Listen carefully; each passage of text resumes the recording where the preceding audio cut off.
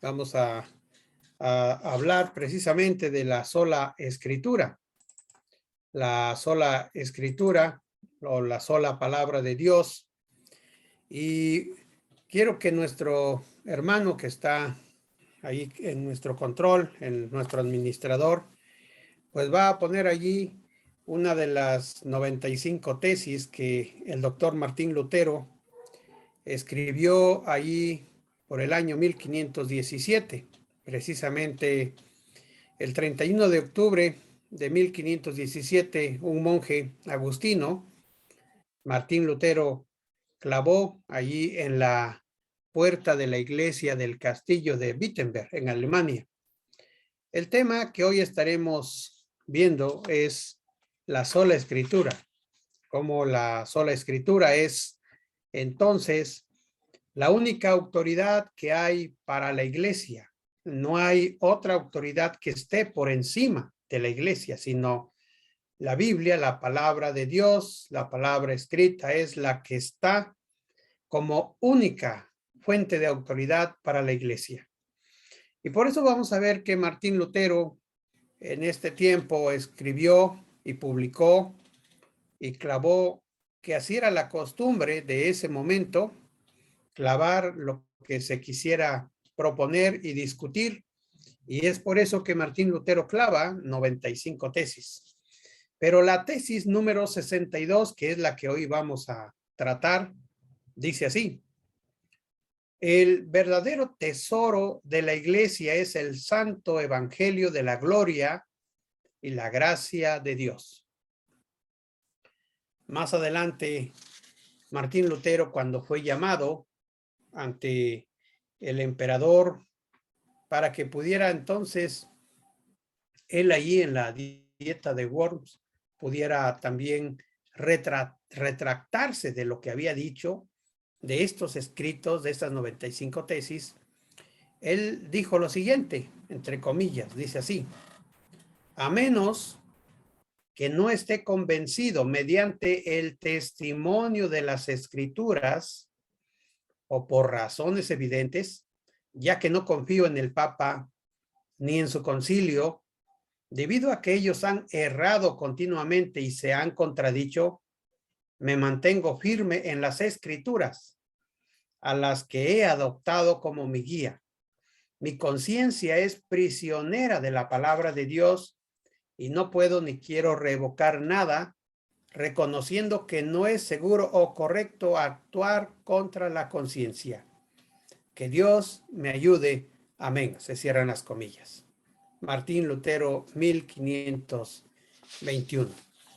Y bueno, en base a esto que está aquí Lutero escribiendo, él había leído mucho la Biblia, había sido doctor en teología, en artes, ¿verdad?, de las escrituras, y por lo tanto era un erudito en la Biblia, en los comentarios, había aprendido a leer lo que eran, o había aprendido los idiomas originales. Entonces, vamos a poner aquí algunos versículos de la Biblia que nos hablan precisamente de lo que es la autoridad en la iglesia, la Biblia.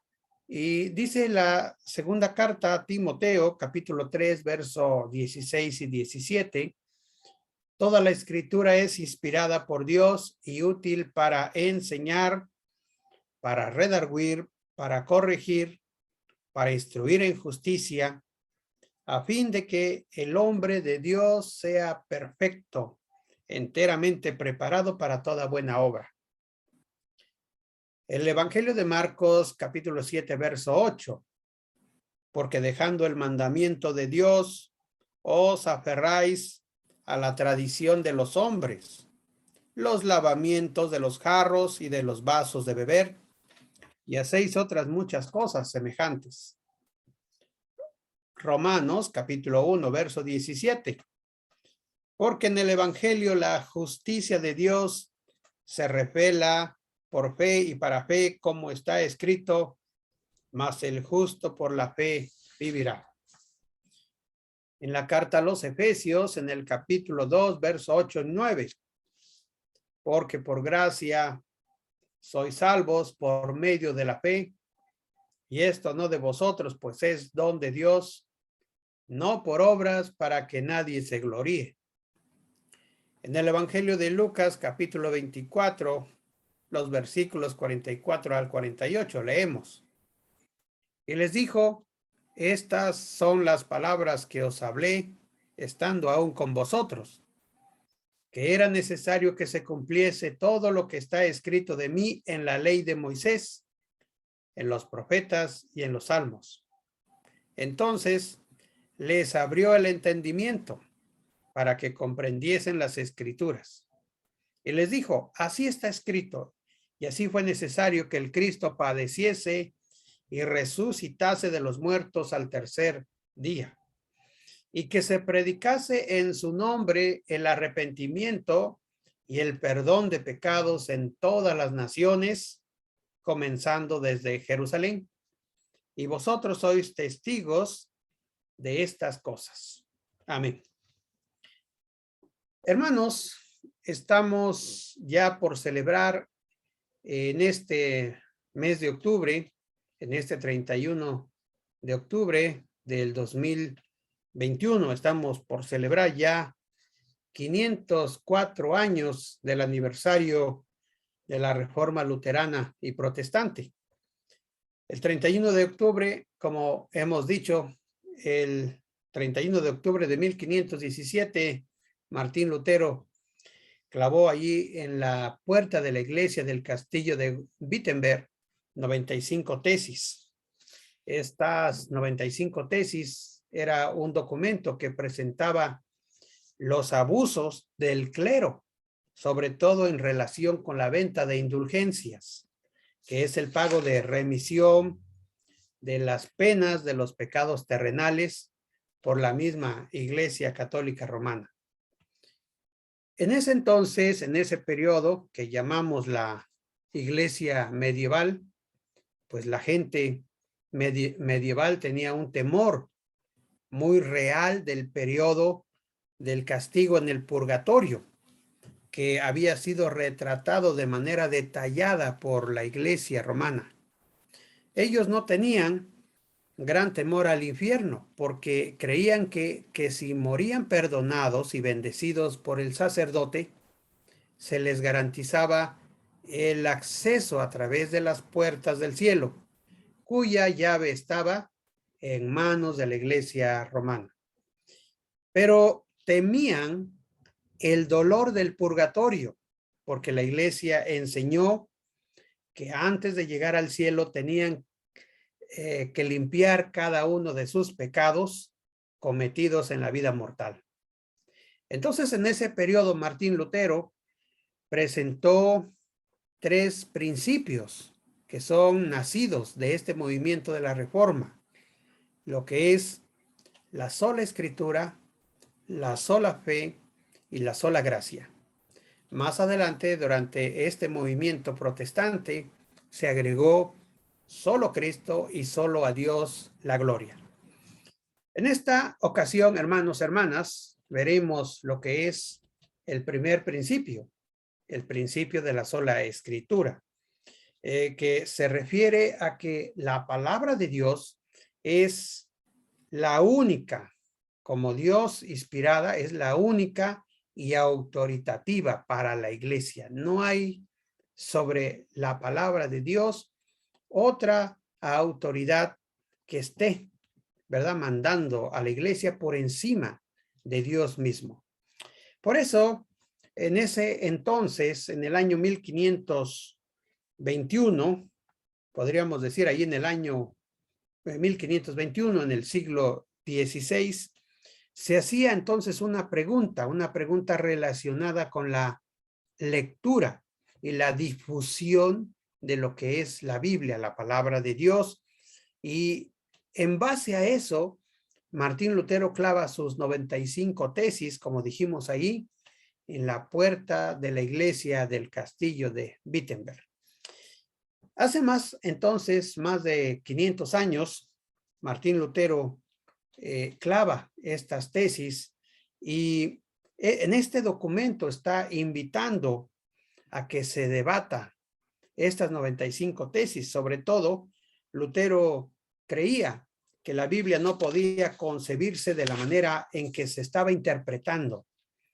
Había un gran descontento respecto a la autoridad papal, había un gran descontento con respecto a los abusos financieros y también un gran descontento con respecto a los abusos morales y sobre todo a los abusos doctrinales por parte de la iglesia.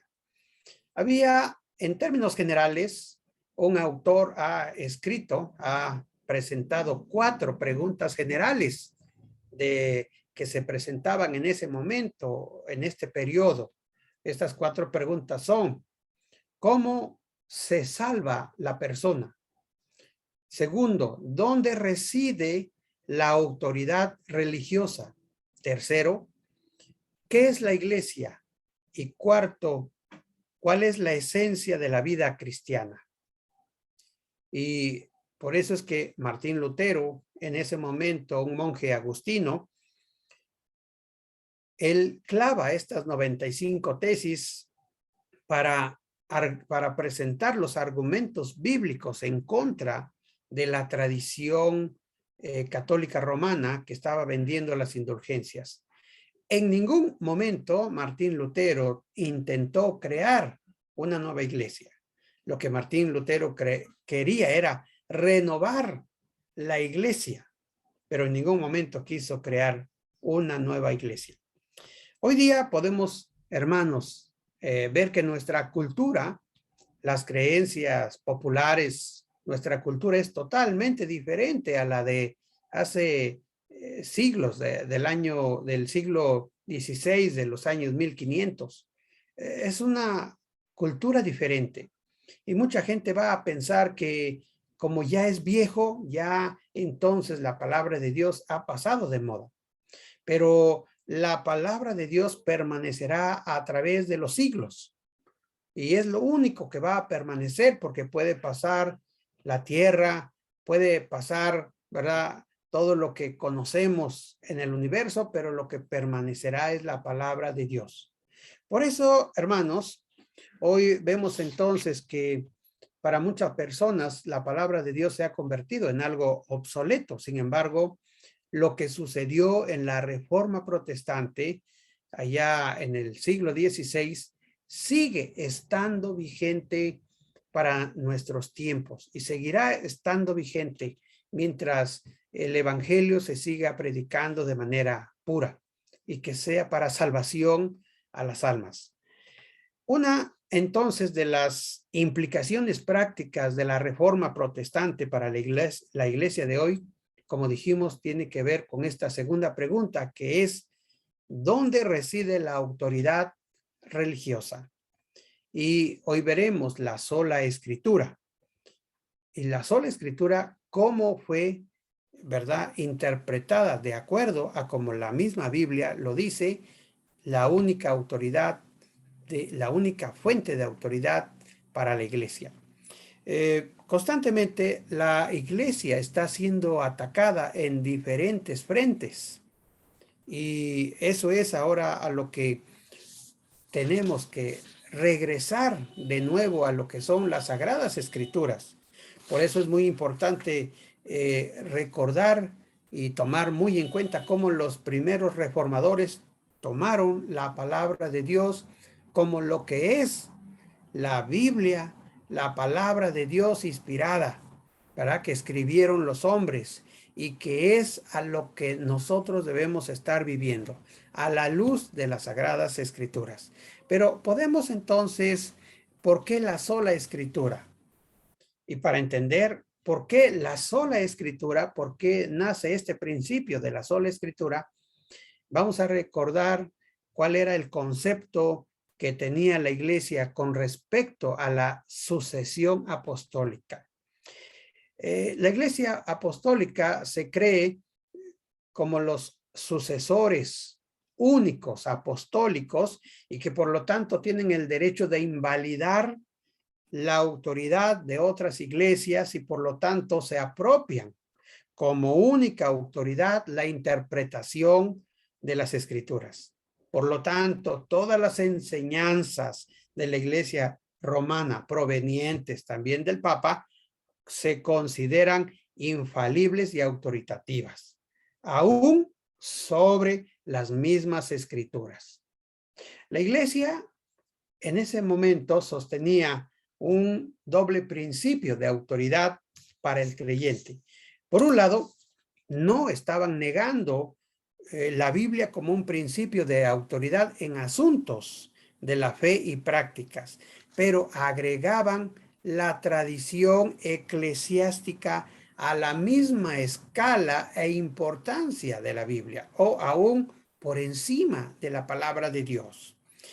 También no solamente estaban basándose en la escritura, sino también en los dogmas que habían salido de los concilios históricos, los escritos eclesiásticos y bulas papales.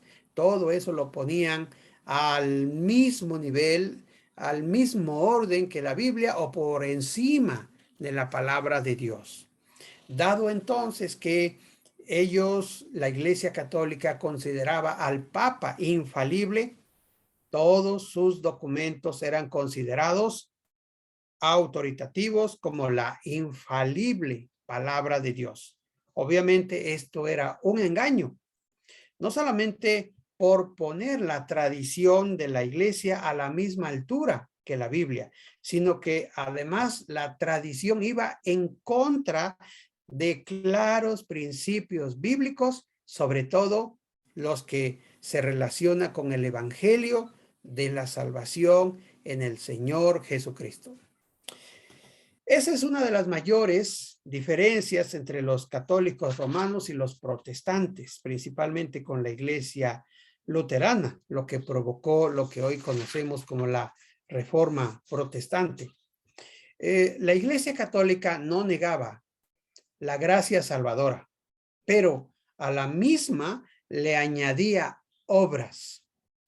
No negaba la justificación por la fe, pero añadía las indulgencias como medio de justificación.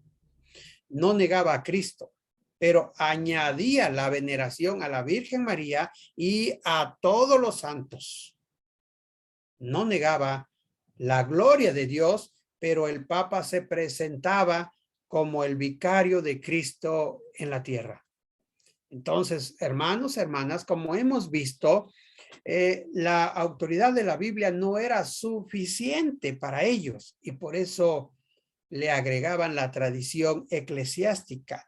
Por eso los reformadores aquí vieron cómo emana de la palabra de Dios estos principios: la sola escritura, la sola fe, la sola gracia, solo Cristo y solo a Dios la gloria. Vamos a ver, hermanos, que un ejemplo de la autoridad que la Iglesia Católica se había asignado a sí misma era la venta de indulgencias. ¿Qué es una indulgencia?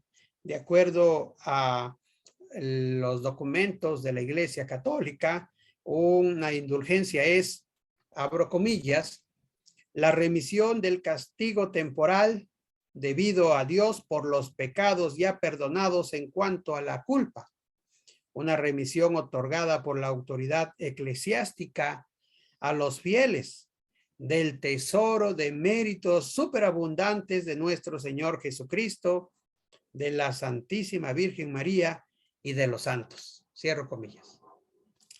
Después, hermanos, estas indulgencias se aplicaron a los fallecidos como la medida de extender por parte de la iglesia militante a las almas en el purgatorio como remoción del castigo divino del pecado. El esfuerzo era entonces para ayudar a las almas sufrientes que estaban en el purgatorio en cualquier forma, ¿verdad? Tanto en la erudición, en la mente de los jerarcas, como en la mente del pueblo, del pueblo en general. Estaba esta idea entonces de que era posible, a través de la compra de indulgencias, liberar del castigo, del sufrimiento que estaban pasando las almas en el purgatorio, era necesario entonces comprar las indulgencias.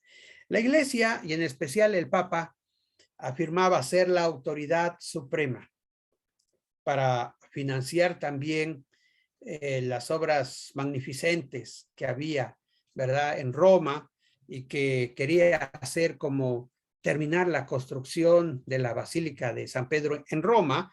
Entonces se comenzaron a vender lo que son las indulgencias plenarias. Esto quería decir que por un módico precio, una cantidad de dinero determinada, quien comprara estas indulgencias podría comprar la salvación no solamente de un vivo, sino también de un muerto.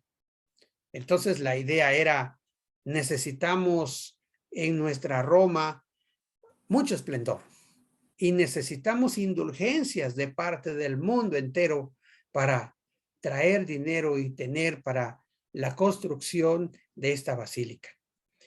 Hay otros motivos también por los cuales se vendía la indulgencia, pero este era uno de los motivos principales por los cuales la iglesia dio autorización para que se vendieran por parte de Juan Testel. Entonces, hermanos, encontramos que fue el tráfico de las indulgencias que colmó la paciencia de Martín Lutero. En realidad, encontramos que este hombre que comenzó a vender las indulgencias, Juan Tetzel, era un monje dominico, predicaba cerca ahí de donde estaba Lutero, en la ciudad de Wittenberg, y él cuando vendía estaba afirmando que las indulgencias eran tan eficaces que gracias a ellas no pasaría por el purgatorio ni quien hubiera violado a la mismísima Virgen María. Esto es lo que decía Juan Testel. Ahora, nosotros vamos a leer en este momento un párrafo que escribió uno de los biógrafos de Martín Lutero. Es el doctor Roland Bayton. En su libro, Roland Bayton, que se llama Martín Lutero, registra uno de los sermones dichos por Juan Testel. Y voy a leerlo, abro comillas. Y dice así: escuchad, Dios y San Pedro os llaman. Pensad en la salvación de vuestras almas y las de vuestros queridos difuntos. Vos sacerdote, vos noble, vos mercader, vos doncella, vos matrona, vos joven, vos ancianos. Entrad ahora en vuestra iglesia, que es la iglesia de San Pedro. Visitad la Santísima Cruz erigida ante vos y que siempre os implora. Habéis considerado que estáis azotados por una furiosa tempestad en medio de las tentaciones y peligros del mundo y que no sabéis si podréis alcanzar el puerto, no para vuestro cuerpo mortal, sino para vuestra alma inmortal. Considerar que todos los que se hayan arrepentido y se hayan confesado y hayan pagado su óbolo, recibirán completa remisión de todos sus pecados. Escuchad las voces de vuestros amados parientes y amigos muertos que os imploran y dicen: tened piedad de nosotros, tened piedad de nosotros. Estamos en un terrible momento del cual podéis liberarnos con una dádiva diminuta. ¿No deseáis hacerlo? Abrid vuestros oídos. Escuchad al padre diciendo a su hijo, a la madre diciendo a su hija: te hemos dado el ser alimentado, educado, te hemos dejado nuestra fortuna y tú eres tan cruel y duro de corazón que no estás dispuesto a hacer tampoco para liberarnos. ¿Vas a dejarnos aquí entre las llamas? ¿Vas a retardar nuestra gloria prometida? Recordad que podéis liberarlos, pues en cuanto suena la moneda en el cofre, el alma salta del purgatorio. ¿No queréis entonces por un cuarto de florín, recibir esta bula de indulgencia, por intermedio de la cual podéis llevar a un alma divina e inmortal a la patria del paraíso? Cierro comillas. Hermanos, la compra de indulgencias era absoluta y completamente en contra de las escrituras. Martín Lutero no entendía cómo era posible que la iglesia actuara contra las escrituras.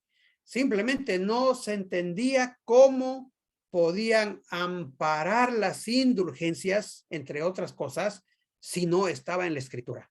Para Lutero, de acuerdo a la escritura, las indulgencias eran una afrenta al nombre de Cristo, al evangelio de Jesucristo y a la palabra de Dios, en donde quedaba todo el mérito expiatorio del Señor Jesucristo, donde quedaba que el Señor Jesús hubiera venido a la tierra, hubiera sufrido por nosotros, hubiera estado en la cruz derramando su sangre, dar su sangre preciosa por cada uno de los pecadores. Y, hermanos, ¿dónde quedaba el gran sacrificio que el Señor hizo por cada uno de nosotros, de tal manera que allí en la cruz Él llevó nuestros pecados y ahora nos liberó de la muerte eterna, nos compró de nuestro amo, que era el enemigo, el adversario, el diablo, Satanás, y nos compró para Él y nos ha hecho una nación santa, un pueblo escogido? ¿Dónde estaba esos méritos del Señor Jesús que nos había presentado, nos había declarado ante el Padre, ante el tribunal, justos, libres de toda condenación, de toda culpa? Por eso es que Lutero no lograba entender cómo es que las indulgencias eran amparadas por las escrituras. No había nada, no había ningún respaldo. Así que el mismo Lutero, mucho tiempo atrás, había estado luchando. Cuando él entró al convento, él entró para cumplir una promesa a Dios. Él había estado luchando ahí en el convento, había realizado todo lo que era la oración, el ayuno, la confesión, la penitencia, las buenas obras, y encontró que nada de eso traía paz a los hombres o a las mujeres. Él, leyendo la Biblia, encontró allí en la carta a los Romanos, en el capítulo 1, verso 17, encontró lo siguiente: porque en el Evangelio la justicia de Dios se revela por fe y para fe, como está escrito, mas el justo por la fe vivirá. También, como hemos leído en la carta a los Efesios, en el capítulo 2, verso 8 y 9, porque por gracia sois salvos por medio de la fe.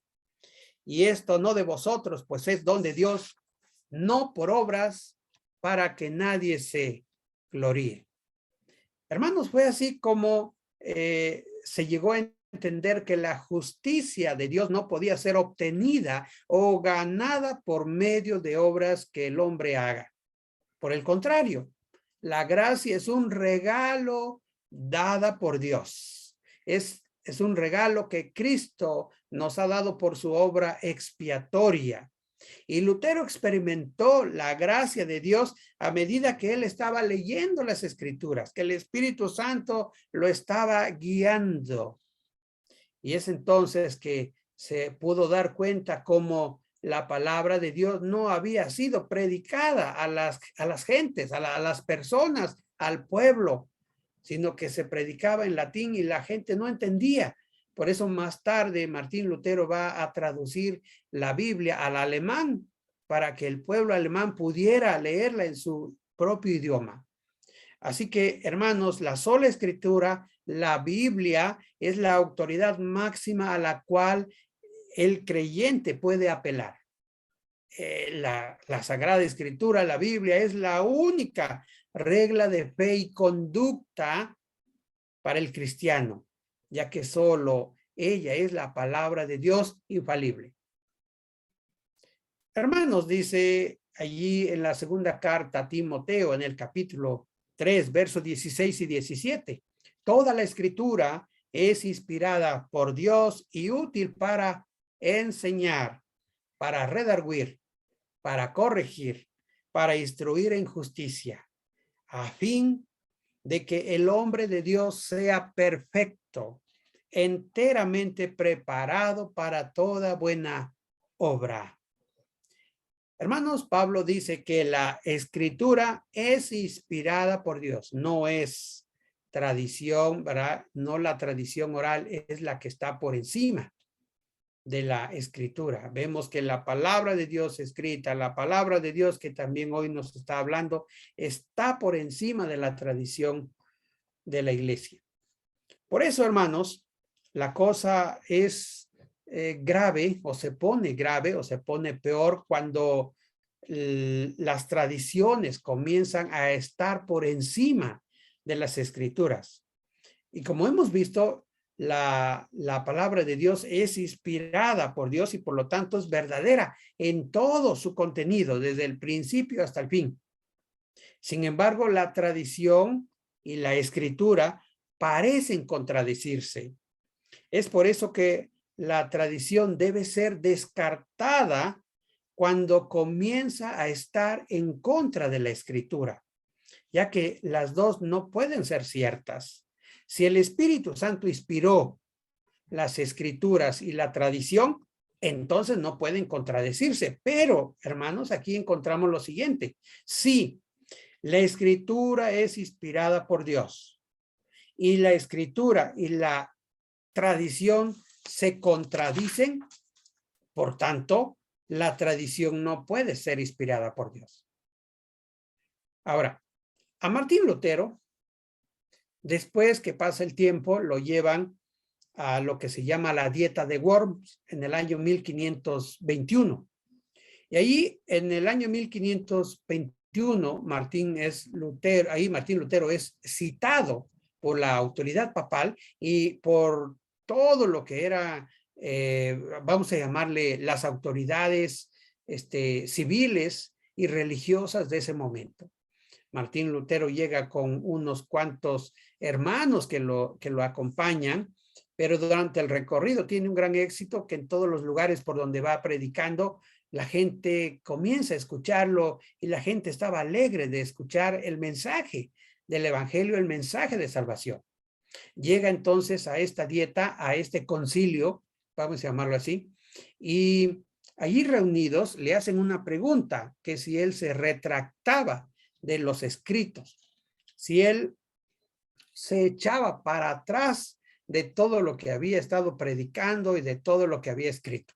Le pusieron ahí enfrente en una mesa todos los escritos y le dijeron, ¿son estos tus escritos? Él dijo, sí, los reconozco y yo los he escrito. Le dijeron, ¿te retractas? Y él dijo, necesito meditarlo. En esa noche estuvo orando y Dios le dio la respuesta. Y cuando regresa al otro día, voy a leer lo que él dijo. Dijo así Martín Lutero en la dieta de Worms en el año 1521. Abro comillas. A menos que no esté convencido mediante el testimonio de las escrituras o por razones evidentes, ya que no confío en el Papa ni en su concilio, debido a que ellos han errado continuamente y se han contradicho, me mantengo firme en las escrituras a las que he adoptado como mi guía. Mi conciencia es prisionera de la palabra de Dios y no puedo ni quiero revocar nada, reconociendo que no es seguro o correcto actuar contra la conciencia. Que Dios me ayude. Amén. Cierro comillas.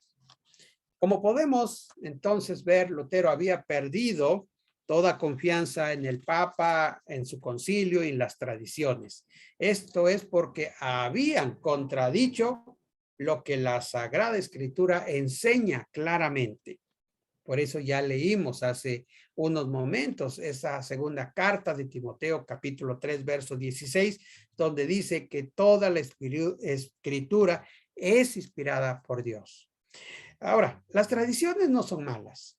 Ciertamente, donde hay una comunidad de cristianos, ahí hay una tradición.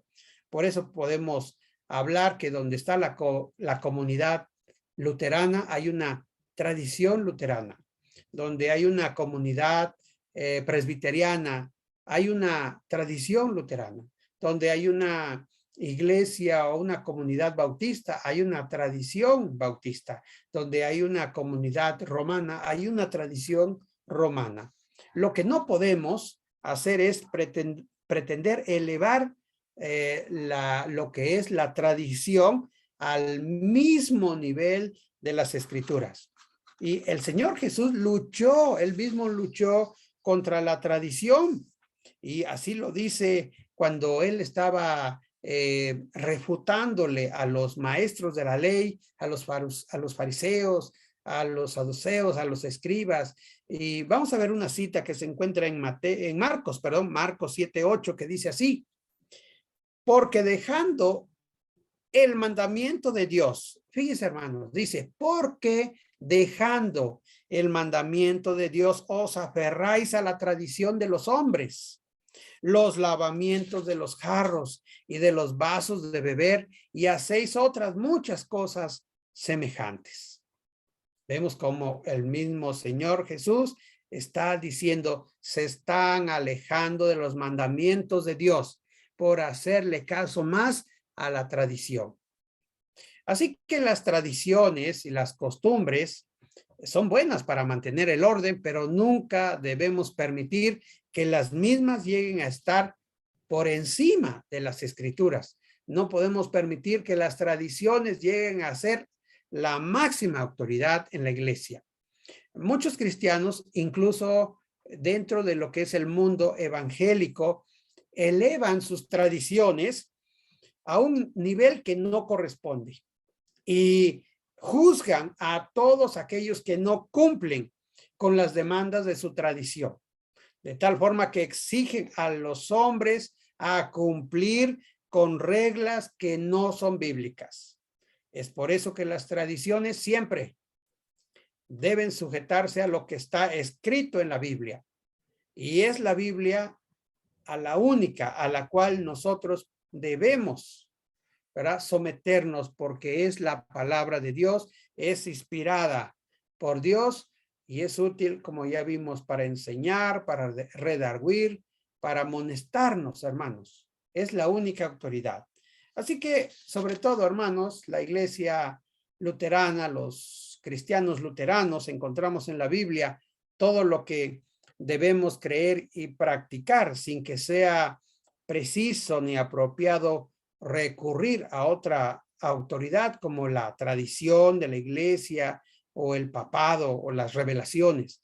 Frente a las corrientes filosóficas que tenemos hoy día, que tratan de minar, que tratan de socavar o que tratan de una vez desaparecer la autoridad de Dios sobre la iglesia, sobre todos estos ataques, la iglesia, sobre todo luterana, ¿verdad?, retoma lo que es toda escritura es inspirada por Dios.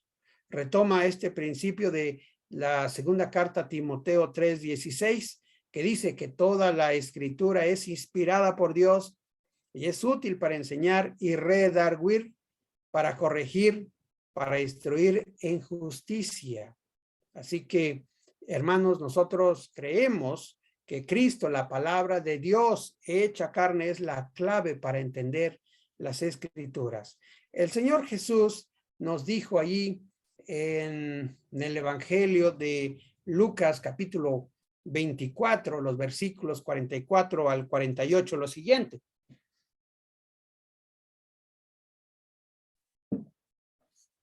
Dice así, Lucas 24, 44 al 48. Y les dijo Jesús, estas son palabras que os hablé, estando aún con vosotros, que era necesario que se cumpliese todo lo que está escrito de mí en la ley de Moisés, en los profetas y en los salmos. Entonces les abrió el entendimiento para que comprendiesen las escrituras. Y les dijo, así está escrito, Y así fue necesario que el Cristo padeciese y resucitase de los muertos al tercer día, y que se predicase en su nombre el arrepentimiento y el perdón de pecados en todas las naciones, comenzando desde Jerusalén. Y vosotros sois testigos de estas cosas. He aquí yo enviaré la promesa de mi Padre sobre vosotros, pero quedaos vosotros en la ciudad de Jerusalén hasta que seáis investidos de poder desde lo alto. Hermanos, la Biblia es entonces la única fuente que el hombre tiene para saber de dónde viene, cómo va su caminar en esta vida y su destino final. A diferencia de otros libros, la Biblia no es cualquier libro, ya que la Biblia fue inspirada por Dios. Quiere decir que Él usó a hombres llenos del Espíritu Santo como quien tiene, ¿verdad?, una secretaria y le fue dictando lo que se tenía que escribir. Por eso es que para todo cristiano la Biblia debe ser la única fuente de autoridad, fe y práctica. Y la Biblia es la única fuente dada por Dios para nosotros, para conocerle a Él y conocer su voluntad. Por eso es que en la primera carta de Pedro, en el capítulo 1, verso 24 al 25, leemos lo siguiente. Y dice así para terminar, hermanos. Porque toda carne es como la hierba, y toda la gloria del hombre como la flor de la hierba. La hierba se seca